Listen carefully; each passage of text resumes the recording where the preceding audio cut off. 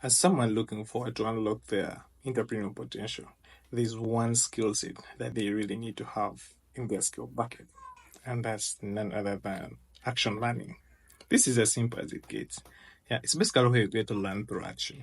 This might require you to, collaborate with other entrepreneurs to solve certain challenges together. It might require you to collaborate with other entrepreneurs to reflect on experiences, yeah, and also make decisions based on practical insights. Yeah? So, as an entrepreneur, when you get to master this skill, it's a game changer that I promise you. Why? Because it will not only provide you with a supportive environment to address obstacles, but it also enable you to learn from experiences. In this case, both yours and other entrepreneurs' experiences, yeah, which will help you make informed decisions, basically, yeah.